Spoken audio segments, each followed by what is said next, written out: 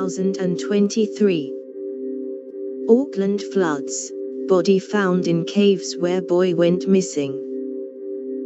Police say the body was recovered late on Tuesday evening, but has not been formally identified.